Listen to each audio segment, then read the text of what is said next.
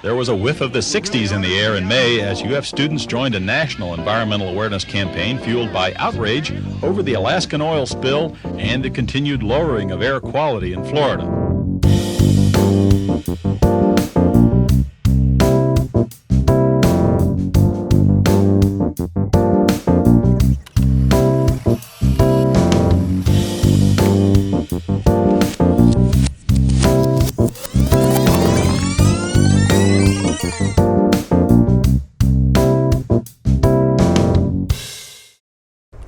This year is the 50th anniversary of Earth Day.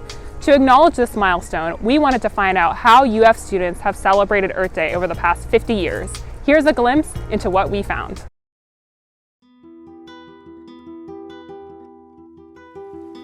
Often I start my discussions, my speeches to folks with a question, which is, what are we all doing right now? There's usually a few moments of silence, but then inevitably someone in the audience yells out, breathing. And that's exactly right. It's an involuntary muscular response in order to survive. We all need clean air, clean water. And land is the basic resource that we rely on for sustenance, for food, for shelter.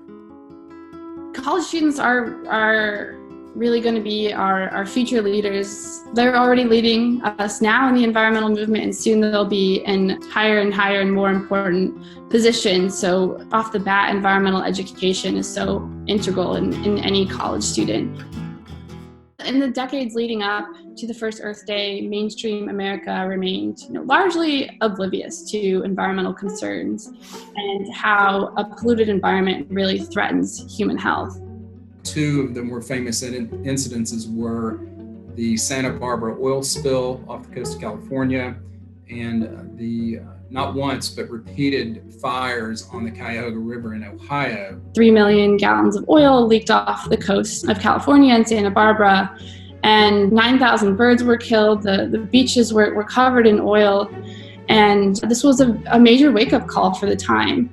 And we saw the response largely came from students in the area. These college students formed some of the country's first environmental organizations, and they initiated peaceful climate protests in response. This early ecological shot was definitely heard by Senator Nelson, and it definitely helped inform his early inklings for Earth Day. Sometime during 1969, Senator Gaylord Nelson, who's from Wisconsin, decided that we needed to have a focal point, and he chose colleges as the best staging, best location for Earth Day events. He worked with Representative Pete McCloskey from California, and they decided that in the spring of 1970, there should be an opportunity for everyone to focus on the environment, to focus on the pollution problems that we were experiencing in the late 60s and in 1970. They worked really hard. We're organizing to get these national teach-ins all over the country. And then on April 22nd, 1970, the result was 20 million Americans turning out to partake in the world's first Earth Day. And 20 million Americans at the time was 10% of the total population in the United States. And I think that's still one of the largest civic gatherings to date in U.S. history. There is some lore here that I believe is true, that April 22nd was chosen primarily because it was after spring break, but before exams for most students. They wanted to have teach-ins, they wanted to have rallies, they wanted to get college campuses activated. To learn more about Earth Day at UF, we visited Library East to take a look at the Alligator Archives. This led us to Dr. Bill Seaman, Emeritus UF Professor and founder of the first environmental student organization at UF, Environmental Action Group. I was in my graduate program at the University of Florida and well along, and somehow became aware of what they called the Conference on the Developing Professional. I applied. I was selected with two other University of Florida students. We went up to Airlie, Virginia for a long weekend, and it was one of those things you call transformative. It was a conference, breakout groups, and so on care of the earth. This new concept of Earth Day was being kicked around. And so we were exposed to United States senators, entertainers. These were really nationally prominent figures at the time. And the three of us got back to Gainesville and decided we wouldn't just let the conference die. I mean, how do we put into action some of the things we heard? And at that time, Earth Day was coming along, and there was just a beautiful confluence of our experience and Earth Day. And so just things really fell into place. In April of 1970, EAG hosted UF's first Earth Week. The events included a Clean Earth Festival, speakers, and an educational seminar. On April 20th, students traveled from campus to City Hall in an alternative locomotion parade, in which students used man-powered means of transportation, including walking, biking, and even riding in shopping carts. In April of 1970, that led to a lot of the environmental laws and regulations that are the foundation of the modern environmental movement today. If you look at the Clean Air Act, the Clean Water Act, the establishment of the Environmental Protection Agency, a lot of those things came out of or were a little bit more perfected post-1970 because there was more focus, there was agreement in a bipartisan fashion, and there was support around the country for an effort to protect land, air, and water. I remember, since I was president of the Environmental Action Group at the time, going to Tallahassee to a legislative hearing on pesticides, and we had all these scientific experts there. I mean, there really were adults in the room, but one of the senators lit into me and said, "You're only a student. What are you doing here? And basically, you don't know anything. And don't you know that the Orlando Sentinel picked up that story and really tore into the senator, and he was then defeated in the election next time." And we don't credit ourselves for doing that, but just his demeaning and patronizing attitude was sort of a sign of the times. There was this small core group, and that's basically all you needed to sort of get an environmental action group up and functioning, where people to do publicity and arrange for speakers and programs and so forth. There was also, to put it in context, we were at the height of the Vietnam War, and all the guys on campus were worried about being drafted.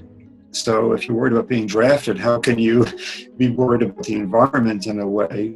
Accent made the difference to that first Earth Week because they invested and wanted to bring in big sponsors. So the first Earth Day kind of captured everybody's imagination. It wasn't just the University of Florida campus holding this Earth Day, it was for the whole community. I would say University of Florida probably led the way in terms of having the biggest, and I could say the most engaging program in terms of the quality of speakers and the subjects covered. Over the years, EAG and other campus groups hosted dozens of Earth Day events and celebrations. Some, however, were more successful than others. In 1977, a recycling display set up by EAG for Earth Week was ruined by sprinklers. In 1995, 2 students were arrested by Gainesville police during an Earth Day bike ride for disorderly conduct and riding side by side in a lane. Earth Day festivities at UF experienced a revival in 1990 when EAG teamed up with student government and other environmental student groups for a month-long Earth Day 90 celebration, which was perhaps the biggest Earth Day celebration in UF's history. They hosted a wide variety of events throughout the month of April, including a speech from Ralph Nader, numerous free concerts, a bike-in, and an environmental expo. EAG remained active on campus for 36 years until it merged with another student organization in 2006. Today, UF has numerous environmentally focused student organizations.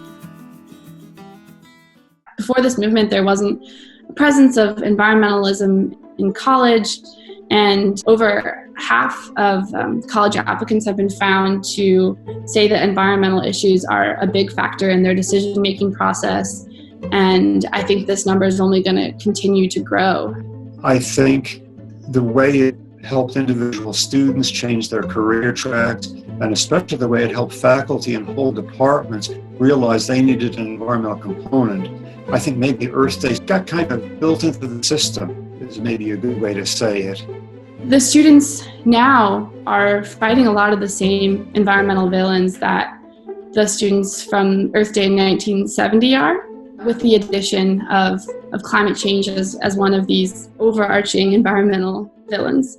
But what's different now is that the scale and urgency are far, far greater, and we really need to rival the scale and success of Earth Day 1970.